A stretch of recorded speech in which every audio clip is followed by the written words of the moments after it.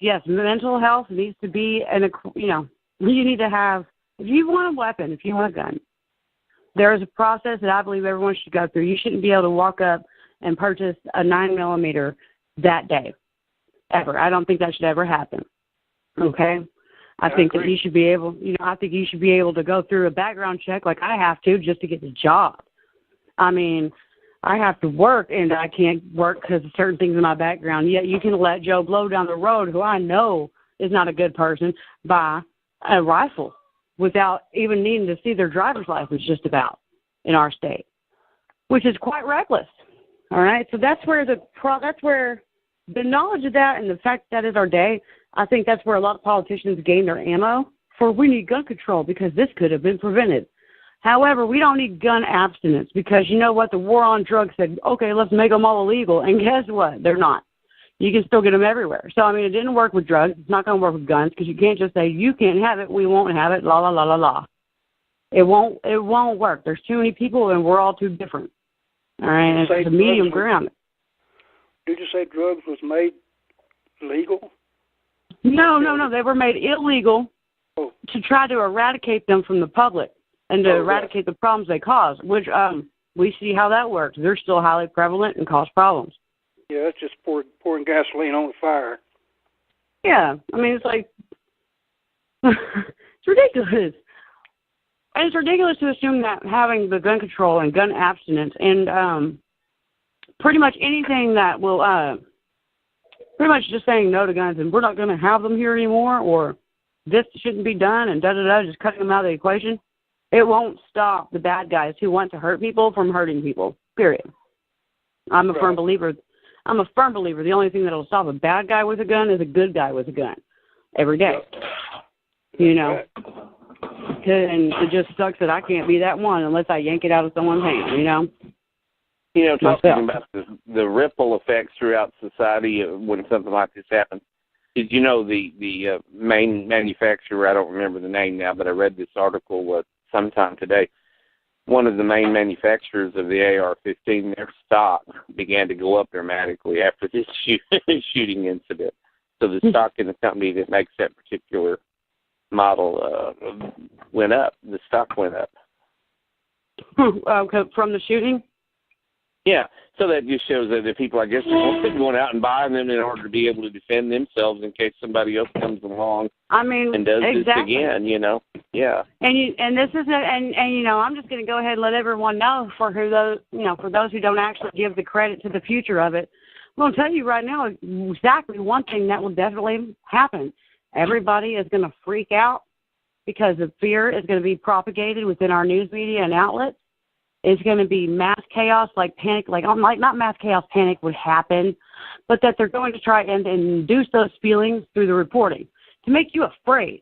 So that way you feel the need to go and purchase a gun before the government takes all of our guns away. Because that is ultimately a goal that could happen, because that's a good political standpoint, platform, and future soapbox that they can rent. You know what I mean? Oh, there are definitely those who would like to see the guns confiscated. No question about that. There's a large number of people in that camp, as a matter of fact. And, you know, we were talking earlier, you may recall, Henry, about the bread and circuses. Well, she just found another push button, another trigger there, and that's fear. Keep the public afraid. You know, keep the masses scared. Keep them scared. Keep them agitated. Yep. Because the masses are ignorant and they don't think individually. They don't think individually about the collective. If you're understanding, do y'all follow what I say when I say that? They think only about themselves, but they don't think about themselves and respect to others as a collective group. Like, once again, guns are there to be protected, and, you know, they're there for protection, all right? People are going to use bad things to do whatever, okay? People turn ovens, which are used to make food for your family, into a tragic last moments of a toddler. I mean, people will do whatever they want. If they're going to do something, bad, they're going to do it, period. There's nothing that we can do to stop them. I mean, there are things that we can do to help curb them or help to raise flags and awareness on their trek and their path, for their dedication, for what they decided to do, such as social media. You can look at that. You can tell me the government didn't sit there and see some red flag warnings and nobody else noticed? Really? I mean, I don't know exactly what's posted, what red flags were there, but it really, collectively everyone is just ignorant. They only care about themselves and they don't care about the collective. And they ignore ways they can help themselves by paying attention. It's just like driving. One of the biggest ways that I learned and now, teach my little brother and future kids, my children and in the future, whenever they, dear God, help us all start driving, is that you're behind a lethal weapon. All right? Your car is classified as a lethal weapon. And guess what? Everybody can get the same lethal weapon. Now, you drive carefully not to hurt anybody and pay attention because everybody is not paying attention to you. So you need to be cautious. You need to be aware. Be nosy. It's okay to be nosy. Notice that stuff. That way we can all help each other not die by someone being stupid. See what I'm saying? Sorry, I do ramble. My apologies if I take over. I don't mean to at all. I'm cooking dinner. Well, we totally relate to what you're saying. You're a firstborn child? Me? Oh, no, I'm the baby. Oh, you're the baby? Yeah, I'm the baby and I'm adopted. They're that way, too.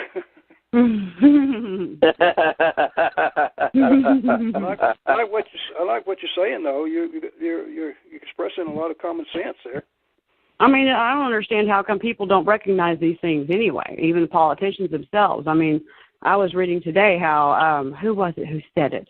John Lennon, I believe it was in 1966 or 7, has said that, frankly, politicians shouldn't be absolutely barred from all government. That should be illegal. They should not be allowed to be there because you're being paid to lie. That's your whole thing. You're an agent. You're supposed to sell people on a person, and people need to make that judgment call. But what we need in there is some businessmen. What we need in there is some real people who've lived a little bit of a life outside of a gated community and, a silver spoon being anywhere within a 100-mile district, Yeah, I've got a neat little cliche that describes that perfectly. Poor people vote for the rich so they can gripe about being poor. Well, unfortunately, convicted people don't get a choice in the matter at all anymore, which is where I'm at. My reasons for being poor, you know what? I've done a lot of messing up in my life, and so it's really hard for me to get a job, which is why I'm unemployed now. And people are too judgmental as what's on paper and don't want to ever give a person a chance because of the fear-mongering done by what everyone pays attention to. Everyone pays attention to their phones, their TVs, the websites, and what they say. And I have pointed it out. I've highlighted and reposted and said, look at what they did to y'all, though. Because people will word things specifically and use trigger words that are not going to do anything and are no part of an actual story or report other than an opinion or persuasion. And due to that, it doesn't help me get a job. It is my fault I messed up. Indeed it is. But other than a lack of, other than trying, then there's no reason why, certain things can't be done. And so, yeah, poor people will vote for the rich, but that's only because they don't want to listen and educate themselves on what them rich are trying to do. And they'll end up electing the wrong one. Of course, we don't hardly ever get any good people running anymore. Well, look at our president. You have to be rich in order to run. Oh, yeah. However, there's a wonderful, cool thing I learned whenever I was in college in my government class, because that's where I learned about all the faith that I had in the government. If there was any to begin with, it'd be gone. Mm-hmm. However, the Constitution has set up a certain allotted amount for the everyman to where it's not to help ensure the future generations such as today that they actually have a chance, that every man has a chance to run for president. There's a constitutional fiscal account set up for the everyman to run. And that you get a grant to run, period. It's like $12,000 last time I checked. God knows what it is now. But is to even begin to run for major office nowadays takes millions. That's the sad part. It is. However, to get yourself on that ballot, there's only 3 constitutional requirements, and nobody's going to be able to tell you otherwise. And there is no minimum fee minus the paperwork filing. You must, that's just to be smart about it. Catch them at their own game if you're going to go. However, there is a government grant set up to where you don't got to be $1 billion president. You know what I mean? You can get yourself an everyman there. You can. It's just to find that one that's for it. Hell, I was thinking if I was old enough, I'd run in 2020. Hell, why not? Well, It depends. Be like Hetty G 2020. Woohoo! It depends on how much advertising you can pay for, and it's got to be about $150 million worth.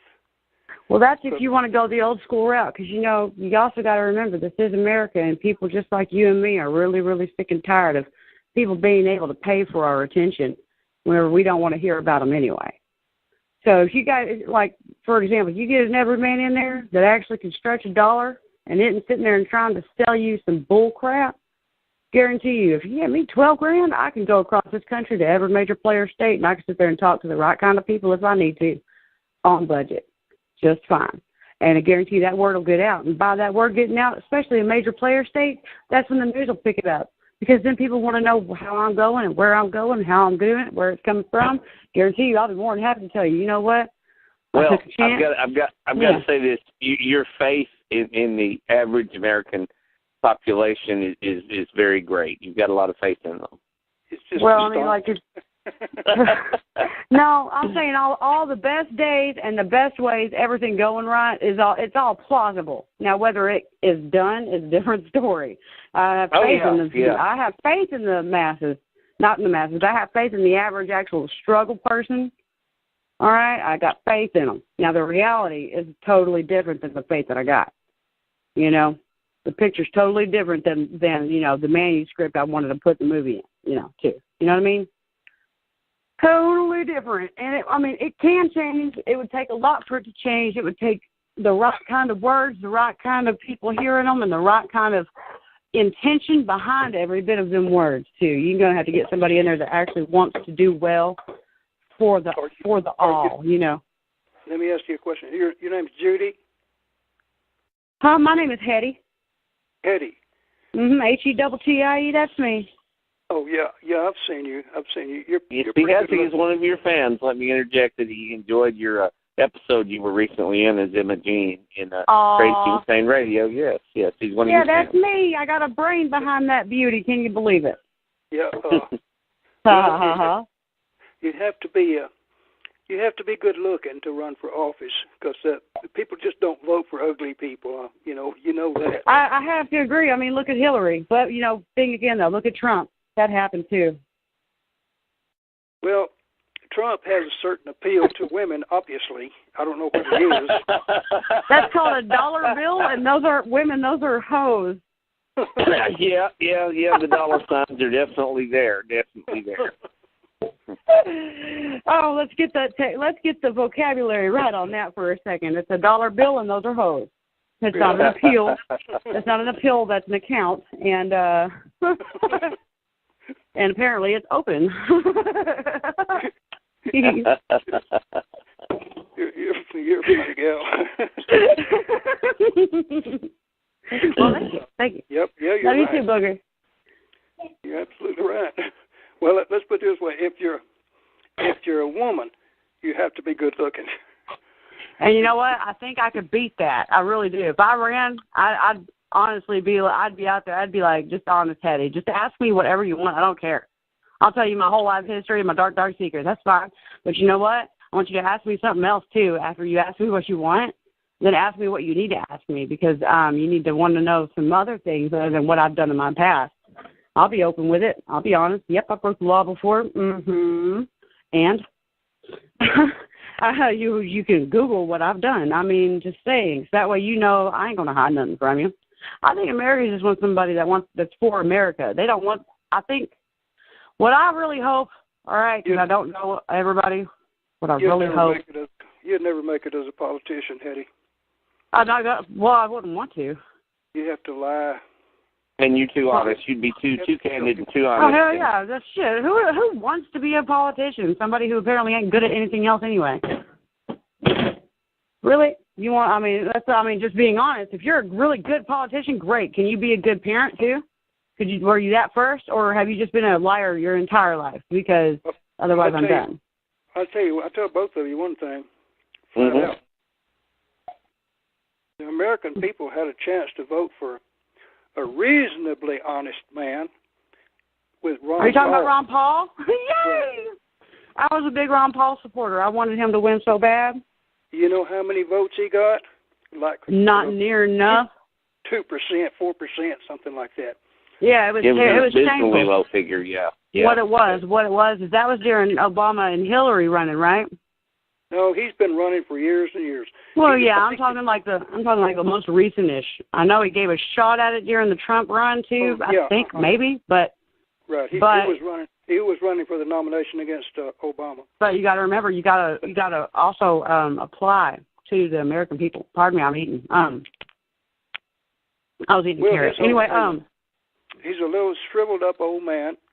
Exactly. He's not trendy looking. Right. You don't think that man knows anything about Facebook and how people hurt each other through it. You don't think that man knows anything about the work force of today compared to when he was in the workforce himself. You know, you need someone relatable. I mean, shoot. I mean, what sucks is that, you know, you can't even run unless you're, I think, 34 or 36. But, you know, here in the U.S. Yeah. But, the reason, you know, the fact that that very few people voted for him tells you something about what kind of society we live in. Well, yeah, we got a front page, you know, if you can't fandangle some fame, then we don't want to know about you. Right. It's pretty much the way it rolls. And that's the sad statement of today. However, I really think that we don't give our underdogs in the world the credit they deserve, because think about it.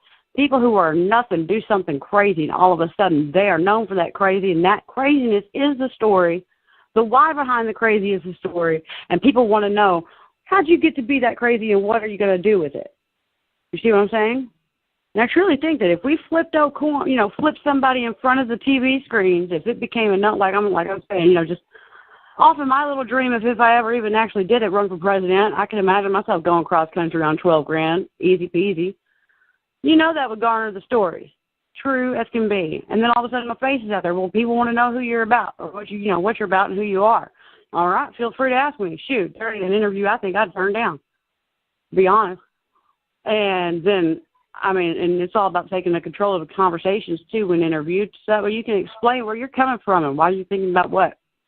People might be ready to actually see that somebody from here, somebody from where they come from, someone who has stayed strong in that struggle and can recognize it for whatever the struggle may be, the real struggle, not some like middle class, upper class, white collar, I don't even know what my lawn person's name is struggle. I'm talking like the I don't know how I'm going to get a gallon of milk struggle. You know what I mean? Mm-hmm. Mm-hmm. I think America's ready to see somebody up there want to make an actual difference and get tired of the bull crap that, you know, we get fed every dang day. Well, you know, had it not been for some dirty politics on Hillary's part, we almost had Bernie Sanders. And he comes awfully close to being a representative of the common man. I mean, that's about as close as I've seen it come for a minute. Yeah. He's a communist, for God's sake. Isn't that sad though? I mean, I'd be a antisocial narcissist probably, and probably an anarchist if they actually classified it.